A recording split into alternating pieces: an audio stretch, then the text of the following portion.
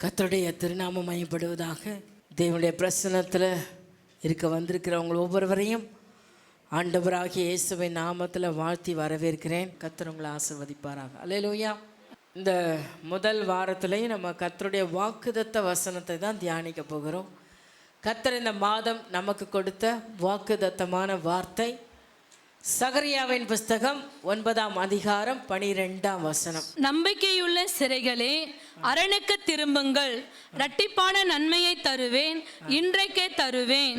நம்பிக்கையுடைய சிறைகளே, அரணுக்கு திரும்புங்கள், இரட்டிப்பான நன்மையை தருவேன், அதை இன்றைக்கே தருவேன் என்று தேவன் வாக்கு பண்ணியிருக்கிறார். எத்தனை பேர் இந்த வாக்குத்தத்த வசனத்தை விசுவாசிக்கிறீங்க? ஆண்டவர் எனக்காக இதை பேசியிருக்கிறார், நிச்சயமா இதை நிறைவேற்றுவார்.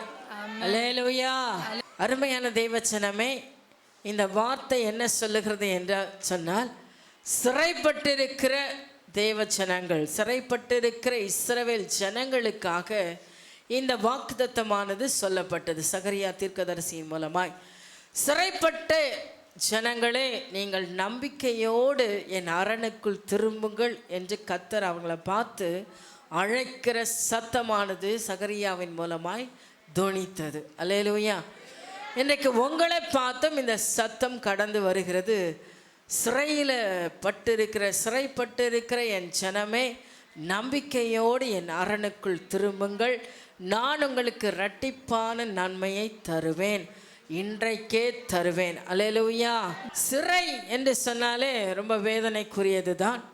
சிறை பல விதத்தில் நமக்கு நம்பிக்கை இழக்க வைக்கும், சமாதானத்தை குலைக்கும், மகிழ்ச்சி இல்லாமல் ஆக்கும், வேதனை கண்ணீரை அதிகமாய் பெருகச் செய்யும். அல்லேலூயா. அல்லேலூயா. நாம் யாரும் ஜெயிலுக்கு போட்டாலும் இந்த ஜெயில் மாதிரி ஒரு வாழ்க்கை நமக்கு அநேக நேரத்தில் நம்ம அதை ஃபீல் பண்ணக்கூடிய ஒரு சூழ்நிலை நமக்கு உண்டு. அல்லேலூயா. இப்போ கூட எத்தனை பேர் அந்த நிலைமையில் இருக்கீங்கன்னு தெரியாது. ஆண்டவர் என்னை எப்படி விடுவிக்க போகிறார் தெரியலையே, இந்த பிரச்சனையிலேருந்து நான் எப்படி தான் மீண்டு வருவேன், என்னை விடுவிக்க ஒருத்தருமே இல்லையா, இந்த கட்டு எனக்கு எப்படி உடையும், இந்த சரீர வேதனை எனக்கு எப்படி மாறும், எனக்கு இருக்கிற கண்ணீர் எனக்கு ஐயோ இந்த பிரச்சனையை சொல்லியே மாளாது, என் பிரச்சனையை யாராலையும் தீர்க்கவே முடியாது அப்படின்னு இதுலேருந்து என்னால் வெளியே கொண்டு வர்றதுக்கு எனக்கு யாராலையும் முடியாது. அப்படி ஒரு சிந்தனையோடு நீங்கள் கட்டப்பட்டு இருப்பீங்கன்னா உங்களை பார்த்து தான் ஆண்டவர் சொல்கிறாரு, நம்பிக்கையோடு என்கிட்ட திரும்பி வா, நம்பிக்கையோ என்கிட்ட வா, நான் உனக்கு இரட்டத்தை. நீ என்னெல்லாம் இந்த சிறைக்கு வர்றதுக்கு முன்னாடி சிறையில் இருக்கிற நேரத்தில் நீர் அனுபவிக்கிற எல்லா வேதனைகளுக்கும் இரட்டத்தனையான பலனை நான் தருவேன் ஆண்டு சொல்றார். அல்லேலூயா. அல்லேலூயா. தேவ ஜனமே, முதல்ல இந்த சிறைக்கு போகிறதுக்கு என்ன காரணம் என்பதை நாம் அறிந்து கொள்ள வேண்டும். சிறையில் அடைக்கப்படுவதற்கு, இஸ்ரவேல் ஜனங்கள் சிறை பிடிக்கப்பட்டதுக்கு என்ன முக்கிய காரணம் என்பதை எசேக்கியேல் தீர்க்கதரிசி நமக்கு விளக்கமாக சொல்றார். 39:23 வசனம். இஸ்ரவேல் வம்சத்தார் தங்கள் அக்கிரமங்களின் நிமித்தமே சிறைப்பட்டு போனார்கள் என்று. எதனால சிறைப்பட்டாங்களா? யாருடைய அக்கிரமத்தினால? அவரவருடைய அக்கிரமத்தினாலே சிறைப்பட்டு போனார்கள் என்று அப்பொழுது புறஜாதிகள் அறிந்து கொள்வார்கள், அவர்கள் எனக்கு விரோதமாய் துரோகம் பண்ணினபடியால் என் முகத்தை நான் அவர்களுக்கு மறைத்து அவர்கள் சத்துருக்களின் கையில் அவர்களை ஒப்புக் கொடுத்தேன். அவர்கள் அனைவரும் பட்டயத்தால் விழுந்தார்கள். அவர்களுடைய அசுத்தத்துக்கு தக்கதாகவும் அவர்களுடைய மீறுதலுக்கு தக்கதாகவும் நான் அவர்களுக்கு செய்து என் முகத்தை அவர்களுக்கு மறைத்தேன். அல்லேலூயா. கர்த்தர் ரொம்ப கிருபை உள்ளவர், ரொம்ப இரக்கம் உள்ளவர், எனக்கு எந்த விதத்திலையும் பாதகம் செய்ய மாட்டாரு அப்படின்னு எத்தனை பேர் விசுவாசிக்கிறீங்க? உண்மை. அவர் ரொம்ப கிருபை உள்ளவர், அவர் ரொம்ப இரக்கம் உள்ளவர், அவர் நமக்கு பாதகமே பண்ண மாட்டார். நமக்கு கேடு வராதபடிக்கு அவர் ஒவ்வொரு நாளும் பாதுகாக்க தான் அவர் ஆசைப்படுறார். ஆனாலும் இந்த சிறையிருப்பு காரணம் என்ன அப்படின்னு சொல்லி பார்க்கும்போது, தங்கள் அக்கிரமத்தின் நிமித்தமாக, அக்கிரமம், என்னப்பா இப்படி அக்கிரமம் பண்ணுறிய அப்படின்னா என்ன காரியம், என்ன செய்கிறோன்னு நமக்கே தெரியாது. நாம் என்ன செஞ்சிட்ருக்கோன்றதே நமக்கே டென்ஷனில் இப்படி செஞ்சிட்டேங்க, கோவத்தில் அப்படி பண்ணிட்டேங்க, நான் என்ன செஞ்சேன்னு எனக்கே அந்த நிமிஷம் தெரியலங்க. அப்போ நம்ம சிந்தைக்கும் எட்டாமல் நம்முடைய கண்ட்ரோலுக்கு மிஞ்சி செயல்படுகிற காரியங்கள், நம்முடைய புத்திக்கு எட்டாமல் நாம் சிக்கிக்கொள்ளுகிற எப்படி தான் நான் போய் அதில் சிக்கிறேன்னு தெரியல, எப்படி தான் நான் இந்த பாவத்தில் விழுந்தேன்னு தெரியல, எப்படி தான் இந்த பிரச்சனைக்குள்ளே நான் என் தலையை விட்டேன்னு தெரியல. அல்லேலூயா, அல்லேலூயா. நம்மையும் அறியாமல் நாம் விழுந்து போகிற சூழ்நிலைகள் நம்மை சிறைப்படுத்தி கொண்டிருக்கிறது. ரெண்டாவது காரியம், எனக்கு விரோதமாய் துரோகம் பண்ணினார்கள். கர்த்தருக்கு விரோதமாக துரோகம். கர்த்தருக்கு விரோதமாக என்னங்க துரோகம் பண்ணுறது, எப்படி துரோகம் பண்ணுறது? அவர் சொல்லியிருக்கிறாரு, என்னை நீ என்னை மாத்திரம்தான் என்ன பண்ணோம், உன் முழு இருதயத்தோட, உன் முழு ஆத்மாவோட, உன் முழு பலத்தோட என்னில் நீ அன்பு கூறுவாயாக. என் மேலே அன்பு வைக்காம எதுக்கு நீ முதலிடம் கொடுத்து ஓடினாலும் அது அவருக்கு செய்கிற துரோகம். அல்லேலூயா சொல்லுங்க. இஸ்ரவேல் இந்த துரோகத்தை செய்தார்கள். இன்னைக்கு உங்களுக்குள்ள அது இருக்குமானால் இப்பொழுது தெய்வ சமூகத்தில் நாம் அதை அர்ப்பணித்து போடுவோம். கர்த்தரை தவிர வேற எதை நீங்க மேன்மையா எண்ணி அதற்கு முதலிடம் கொடுத்து ஓடுகிறீர்களோ அது தேவனுக்கு விரோதமாய் செய்கிற துரோகம். துரோகம்னா என்னது? உங்கள் லோக்கல் லாங்குவேஜில் சொல்லணும்னா என்ன சொல்வீங்க? ஏமாத்துறது. நம்பி கழுத்து அறுத்துட்டான்ப்பா, நான் அவனை இவ்வளோ நம்பினேன், ஆனால் அவங்க என்ன பண்ணிட்டாங்க, கழுத்து அறுத்துட்டாங்க. அப்போ அப்பாவை என்ன பண்ணக்கூடாது, நம்ப வச்சு கழுத்து இருக்கக்கூடாது. இன்றைக்கி நம்பிட்டே இருப்பார், என் பிள்ளை வந்துடுவான், என் பிள்ளை என்கிட்ட வந்துடுவாங்க, என்னை பார்க்க வருவாங்க. அவர் நம்பி நம்பி எதிர்பார்த்துக்கிட்டே இருக்கார். ஆனால் நாம் என்ன பண்ணுறோம், நம்பிக்கை துரோகம் பண்ணுறோமா இல்லையா? பண்ணுறோம். அருமையான தெய்வச்சனமே, அன்றைக்கு இஸ்ரவேலுக்குள்ளும் இந்த நம்பிக்கை துரோகம் இருந்துச்சு. அதனால தான் அவர் சொல்கிறார், நீ மலைகளிடத்துல போய் வேசித்தனம் பண்ணின, நீ பார்க்குற கல்லுகளிடத்துலலாம் வேசித்தனம் பண்ணின. அப்படின்னா என்ன? கல்லையும் மரத்தையும் பெருசாக அவங்க நம்பினாங்க. தன்னை உண்டாக்கின தேவனை அவர்கள் கனம் பண்ணலை. அல்லேலூயா. தன்னை சிருஷ்டித்த கர்த்தருக்கு விரோதமாய் அவருடைய ஸ்தானத்தில் இந்த உலகத்தின் காரியங்களை முதன்மையாக்கின அவருடைய துரோகத்தை அவர் வேதனைப்படுறார். பார்த்து, நீங்கள் சிறைப்பிடிக்கப்பட வேண்டும் என்பது அவருடைய நோக்கம் அல்ல, நான் சிறையிலிருந்து விடுவிக்கப்பட வேண்டும் என்பது தான் அவர் ஆசை. நீங்கள் விடுதலையாக வாழணுன்றது தான் அவருடைய ஆசை, மகிழ்ச்சியாக வாழணுன்றது தான் ஆசை. ஆனால் நாமளே தேடி போய் என்ன பண்ணுறோம், சிறைக்குள்ளே தலையை விட்டுறோம். இந்த ரெண்டு காரியங்கள் நம்முடைய அக்கிரமத்தின் நிமித்தமாக நாம் செய்கிற துரோகத்தின் நிமித்தமாய். மூன்றாவதாக 24ஆம் வசனம் சொல்லுது, அவருடைய சுத்தத்திற்கு தக்கதாகவும் அவர்களுடைய மீறுதலுடைய சுத்தத்துக்கும் சம்பந்தமே கிடையாது. சுத்தம் எது அசுத்தம் எது என்று உங்க எல்லாருக்கும் நல்லா தெரியும். அல்லேலூயா, அல்லேலூயா. சுத்தம் எது அசுத்தம் எது? தேவனுடைய உங்கள் பார்வையில் வேணால் அது நல்லதாக இருக்கலாம். ரொம்ப டயர்டாக இருந்துச்சு, சும்மா கொஞ்சம் தான் ட்ரை பண்ணேன். அல்லேலூயா. நம்ம வாழ்கிற வீடு, நம்ம இருக்கிற இடத்த நம்ம என்ன பண்ணணும், சுத்தமாக வச்சுக்கணும். அருமையான தேவச்சனமே, இந்த பாவம் அசுத்தம் என்பது ஒரே நாளில் உங்களை சாகடிக்காது.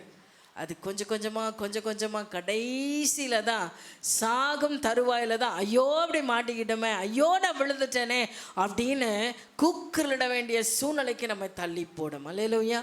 மிகுந்த ஜாக்கிரதையாக இருப்போம் தெய்வஜனமே. நான்காவதாக இங்கே சொல்லப்பட்டிருக்கிறது, அவர்களுடைய மீறுதல்கள் ஒரு பாவமா? மீறி நடக்கிறது ஒரு பாவமா? அப்பா சொல்லிகிட்டே இருப்பார், டே வேகமாக படியில் இறங்காத, தனியாக போகாத, கையை பிடிச்சிட்டு நட அப்படின்னு சொல்லிக்கிட்டே இருப்பார். அந்த பிள்ளை மீறி ஓடுச்சுன்னு வச்சுக்கோங்களேன், என்ன நடக்கும்? படியில் விழுந்து கையை காலை உடச்சிக்கணும். ரோட்டில் தாறுமாறாக ஓடினா எங்கே அடிபட உயிரே போகிறதுக்கு கூட எந்த வித ஜவாபும் கிடையாது. அல்லேலூயா. என்ன வேணால் நடக்கலாம். இப்போ நீங்கள் சொல்லுங்கள், மீறுதல் பாவமா பாவம் இல்லையா? அல்லேலூயா. மீறுதல், நான் என்ன மீறுதல் பண்ணுறேன், நான் என்ன மீறுதல் செய்கிறேன்? அப்பா சொல்கிறாரு, இதை செய்யாத, இங்கே போகாத, இப்படி பேசாத, இந்த பார்வை பார்க்காத, இந்த இடத்துக்கு போகாத, இந்த உறவு உனக்கு வேண்டாம், இந்த எண்ணங்கள் உனக்கு வேண்டாம், இந்த பேச்சு பேசாத, அல்லேலூயா, இந்த கையை இங்கே நீட்டாத அப்படின்னு ஆண்டவர் சொல்கிறாரா? வேதத்தின் வழியாக அநேக வார்த்தைகளை நமக்கு சொல்கிறார். எல்லாத்தையும் காது கொடுத்து கேட்டுக்கிட்டு நம்ம என்ன பண்ணுறோம்? ஓய்வுனால அசட்டை பண்ணாத, என்னோட நாமத்தை வீணிலே வழங்காத, பொய் பேசாத, திருடாத, மற்றவன் பொருளை இச்சிக்காத சொன்னாரா? என்னை தவிர வேற தேவனை நீ ஆராதிக்காத சொன்னாரா? இவ்வளோவும் நமக்கு சொல்லி காட்டியிருக்கிறாரு. சொன்ன ஒன்றையாவது நம்ம ஒழுங்காக கடைப்பிடிக்கிறோமா? வேதம் சொல்லுது, ஐயோ நான் இதெல்லாம் கரெக்டாக கடைப்பிடிக்கிறேங்க, 1 2 3 4, ஒன்று மட்டும்தான் என்னால் பண்ணவே முடியல. வேதம் சொல்லுது, வசனம் இருக்குது, நீ 10 கட்டளைகளுக்கு முழுமையாக கீழ்ப்படியணுமா. 1க்கு நீ விலகி போனாலும் 10 வேஸ்ட். அதான் அந்த காலத்துலலாம் பார்த்தீங்கன்னா அந்த 11th பியூசின்னு சொல்லுவாங்க. அந்த பாடம் படித்தவங்களுக்கு தெரியும். ஒரு சப்ஜெக்ட் ஃபெயில் ஆகிட்டா கூட என்ன பண்ணணும்? இன்றைக்கி தான் உங்களுக்கெல்லாம் ரொம்ப கவர்மெண்ட் ரிலாக்ஸேஷன் கொடுத்துருக்கான். ஒரு சப்ஜெக்ட் ஃபெயில் ஆகிட்டா அது அடுத்த வருஷம் எழுதி என்ன பண்ணலாம்? அப்போல்லாம் 1 வருஷம் காத்திருக்கணும். இப்போல்லாம் அடுத்த நவம்பர்லேயே நீங்கள் எழுதிட்டு பாஸ் பண்ணலான்ற ஒரு ஃபெசிலிட்டிஸ் கொடுத்துருக்காங்க. ஆனால் அந்த காலத்தில் பார்த்தீங்கன்னா பியூசி படித்தவங்களுக்கு தெரியும், ஒரு சப்ஜெக்ட் ஃபெயில் ஆகிட்டாலும் திரும்ப என்ன பண்ணணும்?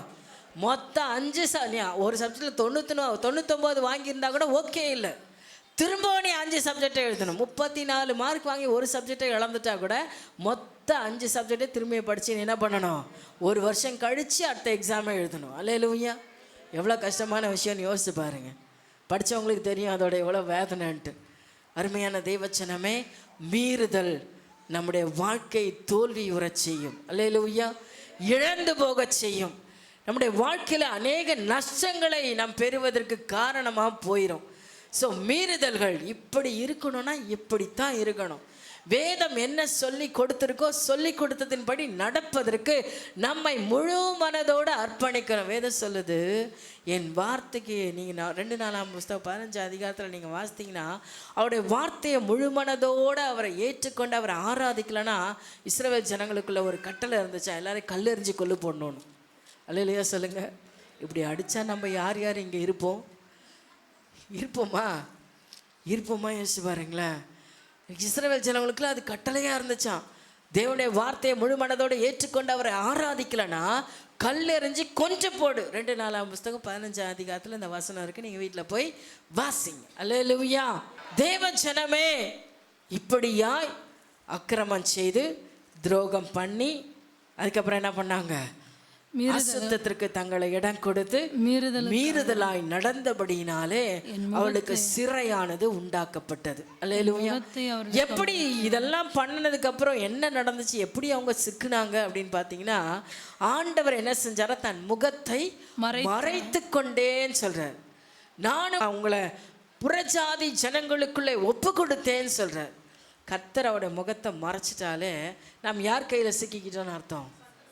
யார் கையில் சிக்கிக்கிட்டோம்? இது ஏதோ குழந்தைக்கு பூச்சாண்டி காட்டுற கதை கிடையாது.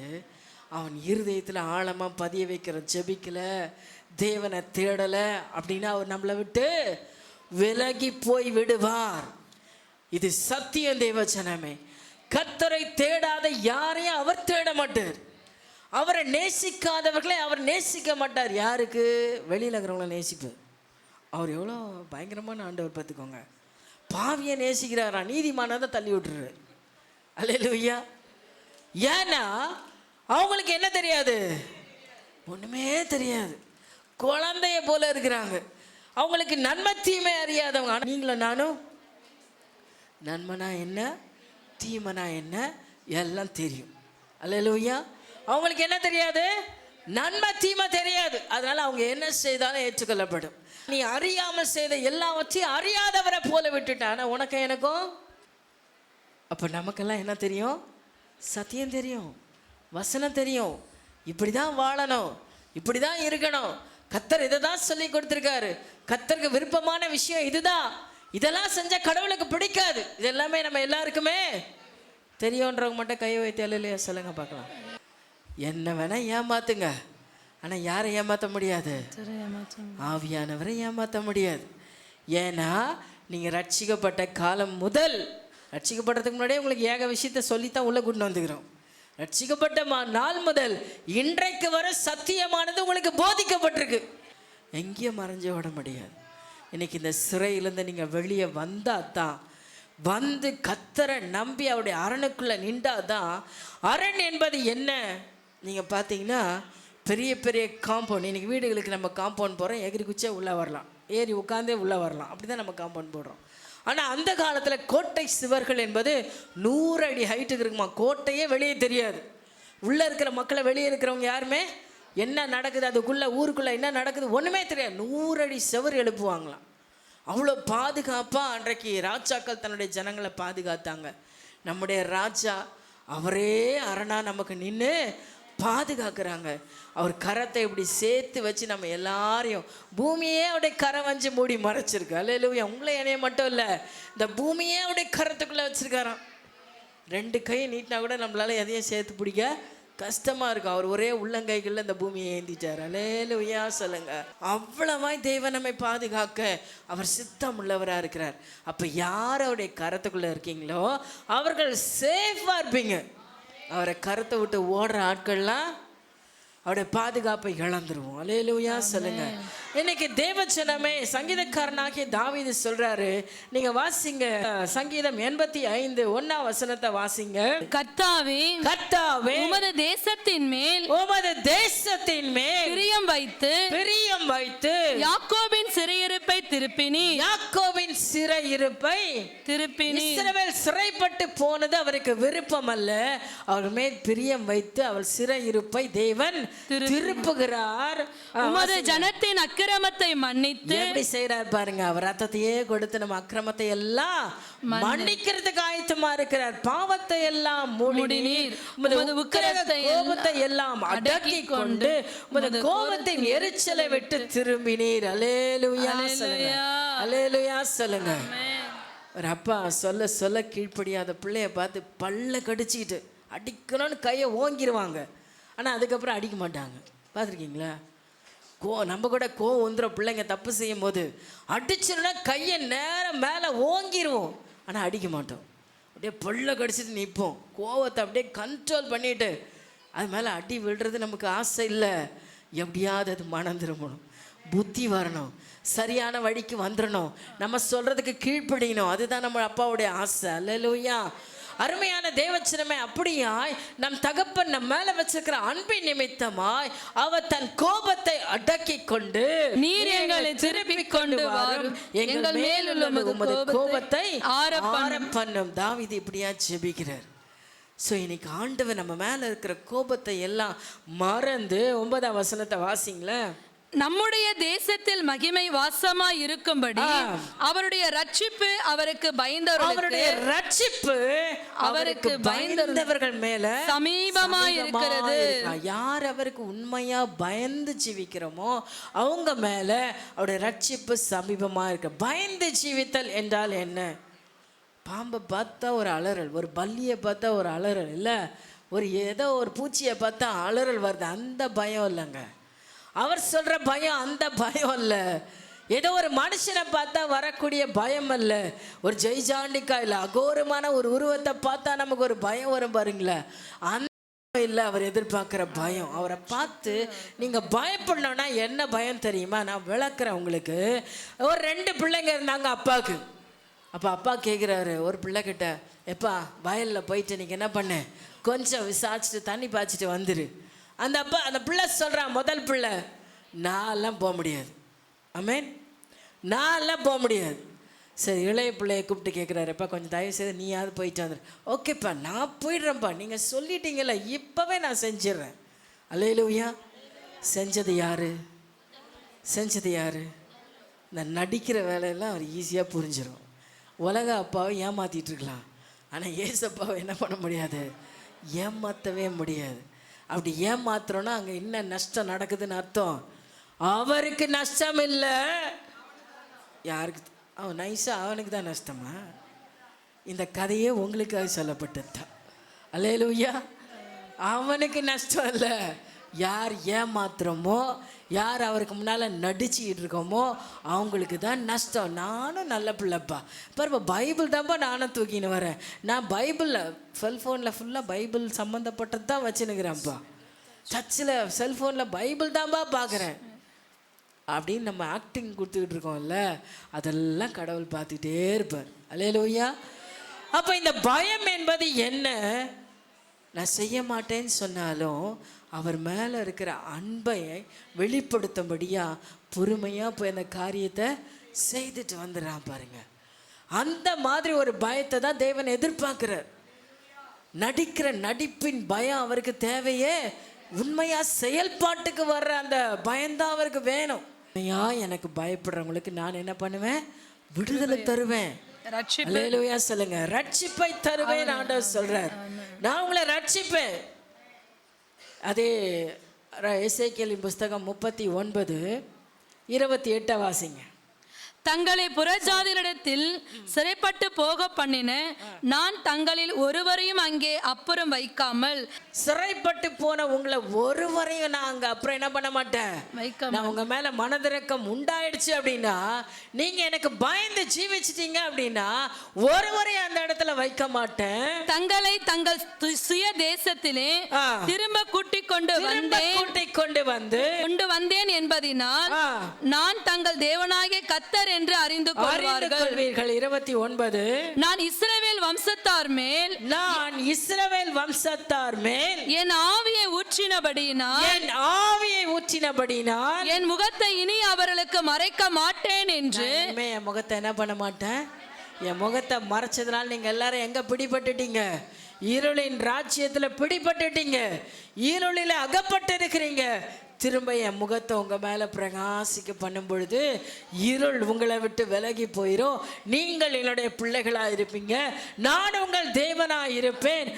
அதற்கென்று ஆவியை உங்கள் மேலே ஊற்றுவேன், ஆவியை ஊற்றுவேன், நீங்கள் உயிரடைவீர்கள் என்று சொன்ன வார்த்தையின்படி என் ஆவியை உங்களுக்குள்ள ஊற்றுவேன் ஆண்டவர் சொல்றார். அல்லேலூயா.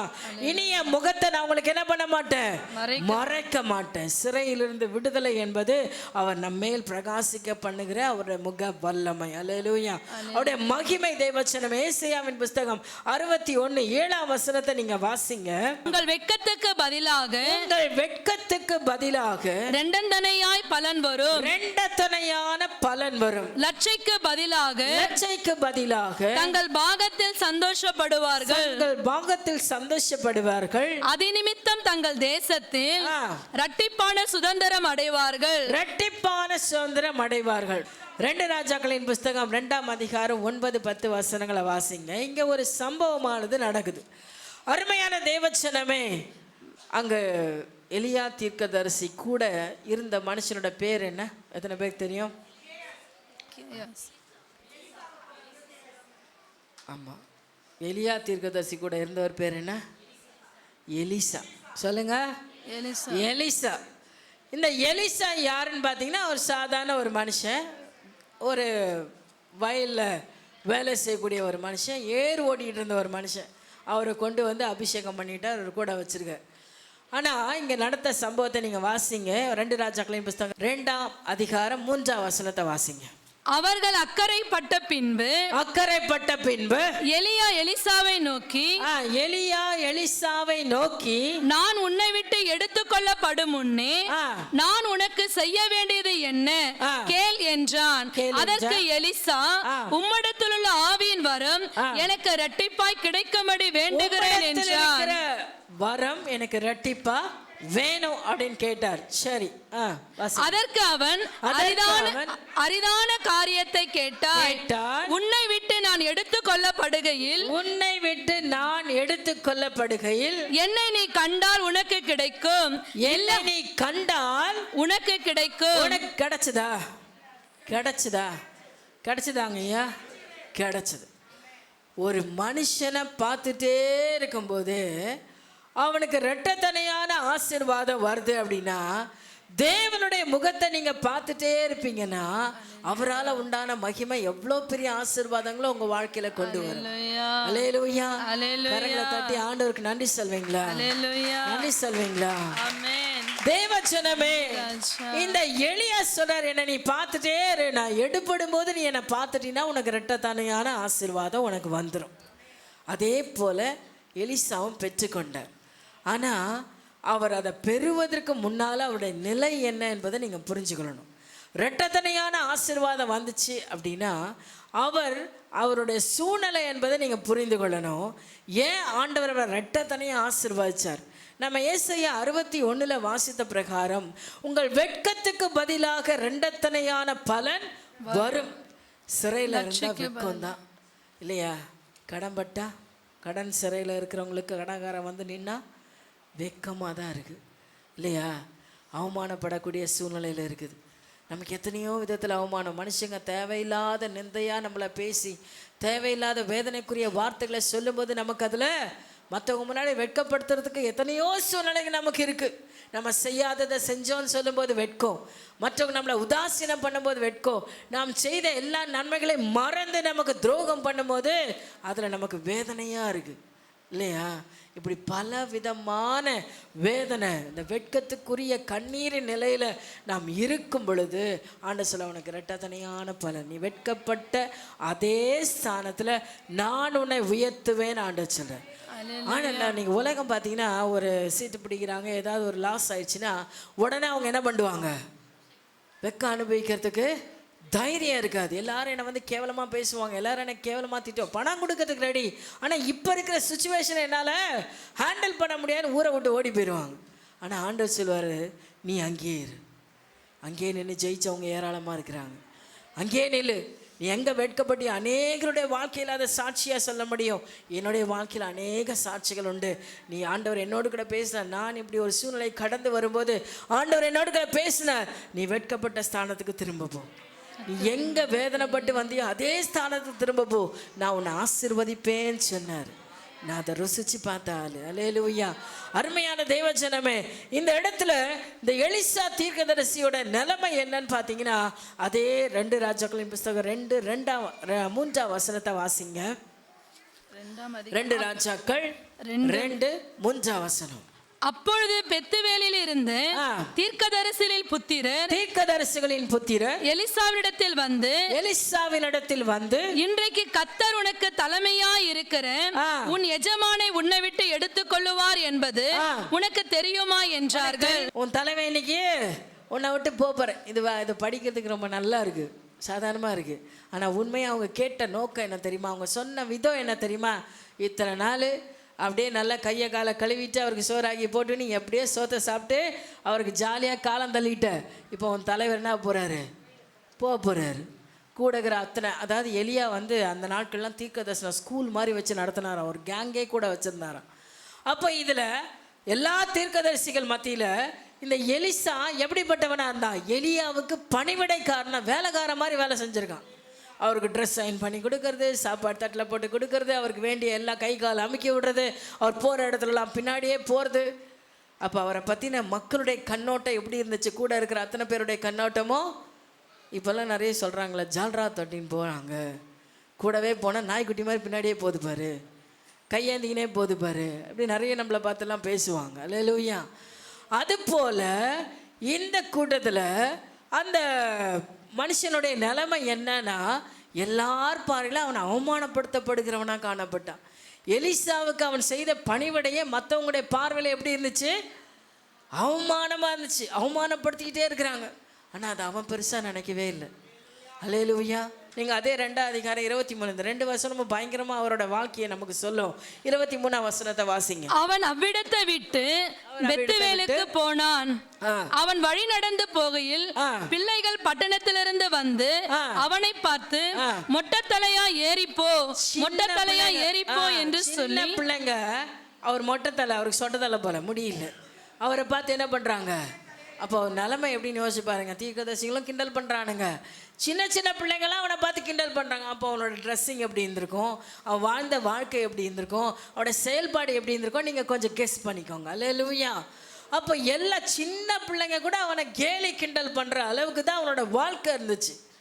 அந்த நிலைமையில இருந்து தான் எலியா தீர்க்கதரிசிகிட்ட கேட்குறான், நான் உங்களை போல ரெட்டத்தனியான அபிஷேகம் எனக்கு வேணும். அல்லேலூயா. அப்போ எலியா தீர்க்கதரிசி வானத்துக்கு ஏறி போனதை பார்த்த உடனே அவருக்கு அந்த அபிஷேகம் ரெட்டத்தனையாக கிடச்சது. உண்மை தெய்வ ஜனமே, எலிசாவோட வாழ்க்கையில் நடக்காத அநேக காரியங்கள் இவன் மகிமையா எலிசாவை நடத்தினார். அல்லேலூயா. அதிகமாக எலிசாவை எது பயன்படுத்த செத்து போன பிள்ளைய உயிரோட எழுப்பின. எலியா செய்யல.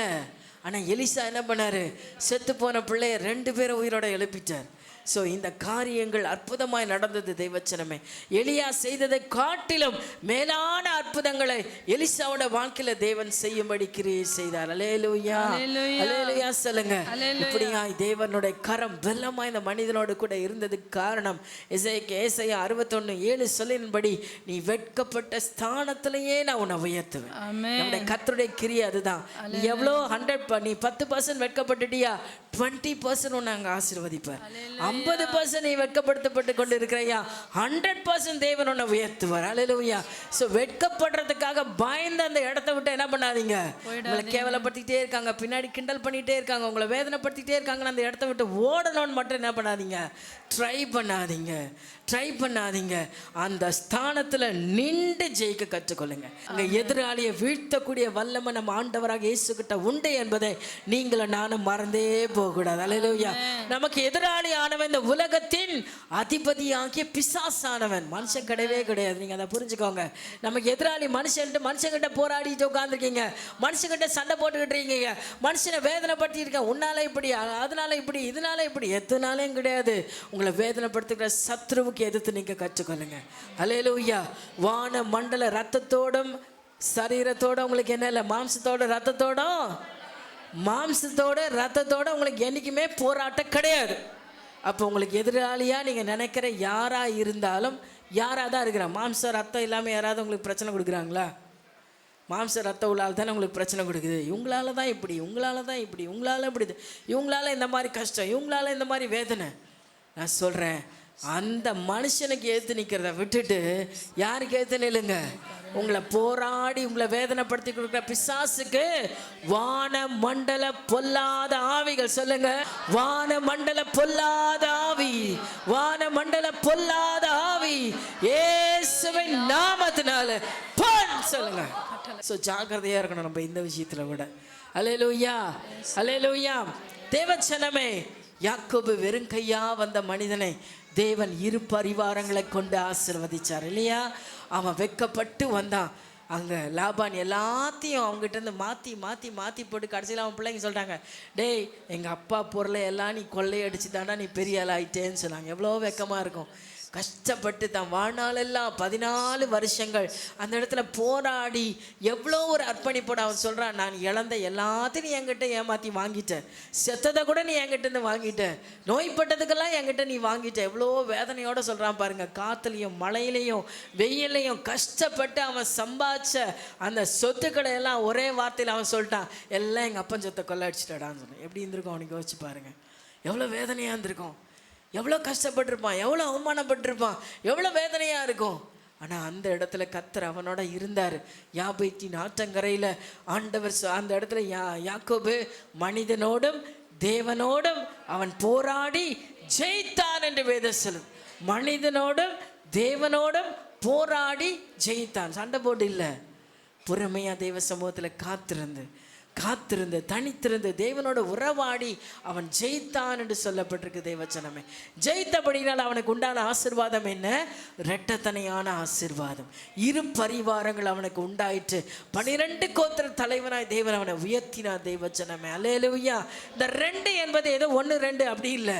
2 என்பது முழுமையானது. முழுமை. தேவன் படைச்ச எல்லாமே 2 தான். பார்த்தீங்களா? ஆணும் பெண்ணும், வானம் பூமி, சூரியன் சந்திரன் இல்லையா? அப்படி 2 தான் ஆண்டவர் எல்லாமே படிச்சுக்கிறார். ஸோ தேவனுடைய சிருஷ்டிப்பிலேயே இந்த 2 முழுமையை கொடுத்துருச்சு. முழுமையான பங்கு வகித்தது. அதனால தான் அந்த 2ன்ற வார்த்தையை தேவன் அந்த இடத்துல பயன்படுத்திருக்கார். ஸோ உங்கள் வாழ்க்கையில் நீங்கள் நிறைவான பலனை அனுபவிக்க, தேவன் திருப்தியாக வாழ்வதற்கு அனுகூலம் செய்ய வல்லவராக இருக்கிறார். அல்லேலூயா. ஆபிரகாமுடைய சந்ததியை பார்த்தீங்கன்னா பிள்ளையே இல்லை, எல்லாம் இருந்துச்சு, அவன் மனநிறைவு இல்லை. பணக்காசு இருந்துச்சு, வேலைக்காரங்க இருந்தாங்க, அதிகாரம் இருந்துச்சு, எல்லாம் ஆடம்பரமான வாழ்க்கை இருந்துச்சு. என்ன இல்லை? மனசுக்குள்ள சமாதானம் இல்லை. 2 சந்ததியை தேவன் ஆபிரகாமுக்கு கொடுத்தார். இஸ்மவேல், வாக்குத்தத்தத்தின்படி ஈசாக்கு. 2 சந்ததியை தேவன் ஆசீர்வாச்சா. ஏன் தெரியுமா? ஆபிரகாமுக்கு ஆண்டு சொல்ல, அவனும் உன் வித்தா இருக்கிறபடினால் நான் அவனை ஆசீர்வதிப்பேன்னு சொன்னேன். இன்னைக்கு வரலாம் ஆசீர்வாதமாக இருக்கிறாங்க. அல்லேலூயா. இன்றைக்கி நம்ம கூட்டம்லாம் சொல்லிகிட்டு இருக்கு, நம்ம ஊரில் இருக்கிற ஒரு பெரிய கூட்டம் சொல்லிகிட்டு இருக்கு, கிறிஸ்டியன்ஸும் இருக்கக்கூடாது. கொஞ்ச நாள் இப்படி சொல்லியிருந்தாங்க, கிறிஸ்தவங்களை எல்லாம் ஊரை விட்டு துரத்திக்கணும், இந்தியாவுக்குள்ளே கிறிஸ்தவங்களே இருக்கக்கூடாது. இப்போ என்ன சொல்லலாம்னா முஸ்லீம்ஸும் இருக்கக்கூடாது. டார்கெட் அவங்களோடது. கிறிஸ்டியன்ஸும் இருக்கக்கூடாது, முஸ்லீம்ஸும் இருக்கக்கூடாது. எல்லாம் அவனை தேசத்துக்கு துரத்தணும் அப்படின்னு சொன்னால் பாருங்க, ஒருத்தனும் ஆட்ட முடியாது, அசைக்கவும் முடியாது. அல்லேலூயா. கர்த்தர் ஆசீர்வதிச்ச சந்ததியை ஒரு மனுஷனால ஒன்றுமே பண்ணவே முடியாதுங்க. நான் சொல்கிறேன், உண்மையாகவே ஈசாக்கை காட்டிலும், ஈசாக்கு தலைமுறையாக ஆசீர்வாதம். ஆனால் இஸ்மவேலுக்கு உண்டான ஆசீர்வாதம் என்ன தெரியுமா? ஆபிரகாமின் இருந்ததுனாலேயே அந்த இஸ்மவேலுக்கு உண்டான ஆசீர்வாதம் நீங்கள் பார்த்தீங்கன்னா வேதத்தில் வாசிக்கும் பொழுது இஸ்மவேலின் சந்ததியை பற்றி போட்டிருப்பாரு. அப்படியே அவருடைய பிள்ளைக்கு பிள்ளைன்னு எழுதுவாங்க இல்லையா? அவருடைய சந்ததிகளை எழுதும்போது சொல்லப்பட்டிருக்கோம், இஸ்மவேலுடைய பிள்ளைங்களோட பேரெல்லாம் போட்டு இவன் இந்த பிரபு, அவன் அந்த பிரபு, அவன் இப்படிப்பட்ட பிரபு, அவன் அப்படி பிரபு, பேருங்க பக்கத்தில் பிரபு பிரபு பிரபுன்ற வார்த்தை இருக்கும். படிச்சிருக்கீங்களா யாராவது? எனக்கு டக்கு ஞாபகம் வரல அந்த இடம் எங்கன்ட்டு. அப்படி போடப்பட்டிருக்கோம். அப்படின்னா என்ன அர்த்தம்? அவன் ஒன்றுமே இல்லாமல் ஒரு துருதி தண்ணீரை வச்சு துரத்தி விட்டார் அவங்க அப்பா. ஆனால் அவனோட வாழ்க்கை எப்படி இருந்துச்சு? அவனும் பிரபுவாக இருந்தான். பிரபுனா யார்? பெரிய கோடீஸ்வரன் பிரபுங்க, கோடீஸ்வர பிரபு. அப்போ அவனுடைய தலைமுறைகள் எல்லாமே அதனால தான் அவங்களாம் பயங்கர ஐஸ்வர்யவான்களாக இருக்கிறாங்க. அது வேறு சாப்டர். அவ்வளோ அதில் உண்மையாகவே நிறைய சத்தியம் அடங்கியிருக்கு. அதை குறித்து இன்னொரு நாளைக்கு தியானிக்கலாம். தேவச்சனமே, இஸ்ரவேலை காட்டிலும் தேவன் அவன் மேலேயும் பட்சமாக இருந்து சகலவற்றில் ஆசீர்வதித்தார். பொருளாதாரத்தில் அவங்களை அடிச்சிக்கிறதுக்கு ஆளே கிடையாது.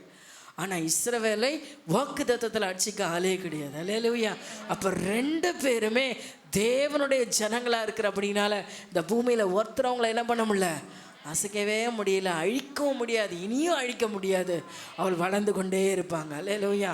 ஆபிரகாமின் பிள்ளைகளை ஆசீர்வதித்த கர்த்தர் நம்மையும் அந்த தலைமுறையில் ஆசீர்வதிக்க வல்லவராக இருக்கிறார். ஒன்றுமே இல்லாத மனுஷனுக்கு 2 ராஜ்யங்களை கர்த்தர் கொடுத்தார். அல்லேலூயா.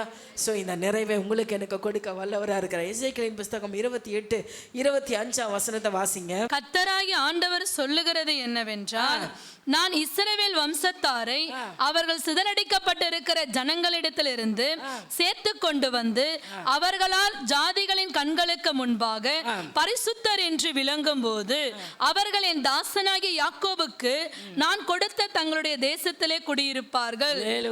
அல்லேலூயா. கர்த்தராகிய ஆண்டவர் சொல்லுகிறது என்னவென்றால், நான் இஸ்ரவேல் வம்சத்தாரை அவர்கள் சிதறடிக்கப்பட்டிருக்கிற ஜனங்களிடத்திலிருந்து சேர்த்து கொண்டு அவர்களால் ஜாதிகளின் கண்களுக்கு முன்பாக பரிசுத்தர் என்று விளங்கும் போது அவர்களின் தாசனாகி யாக்கோபுக்கு நான் கொடுத்த தங்களுடைய தேசத்திலே குடியிருப்பார். 26ஆம் வசனம், நான் நியாயத்தீர்ப்புகளை செய்யும் போது அவர்கள் அதிலே சுகமாய் குடியிருந்து. அல்லேலூயா சொல்லுங்க.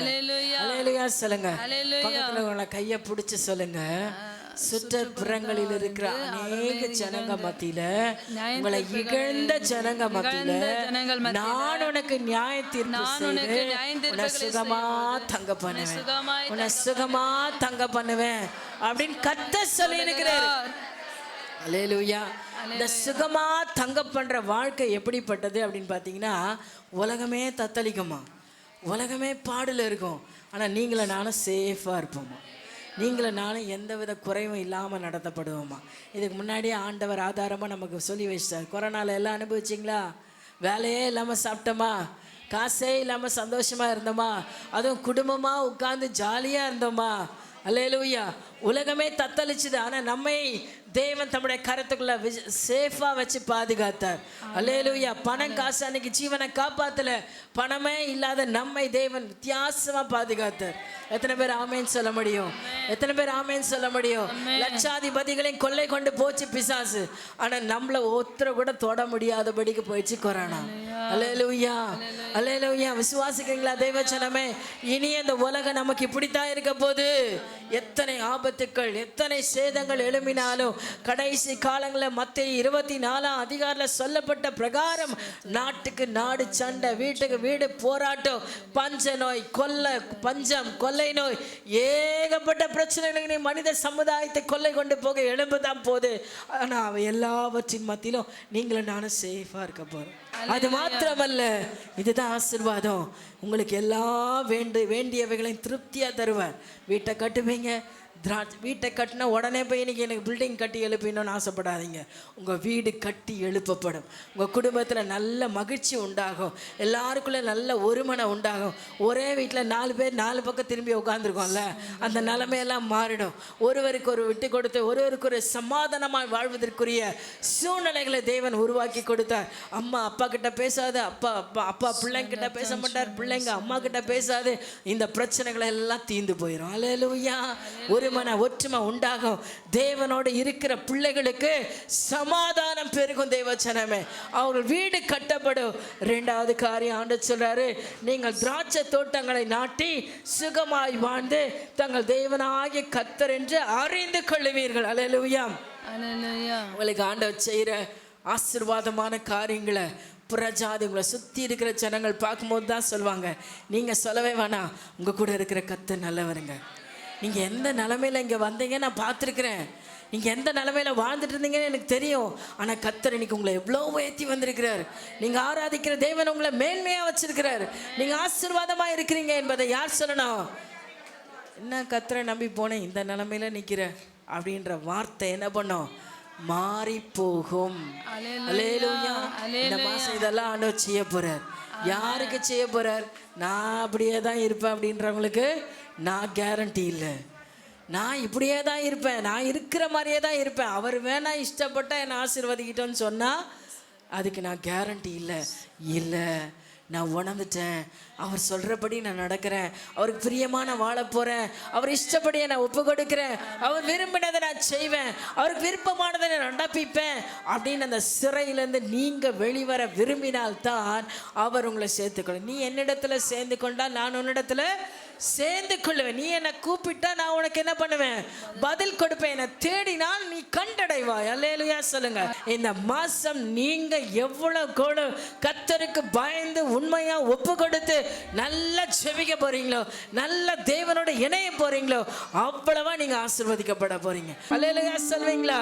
அல்லேலூயா சொல்வீங்களா?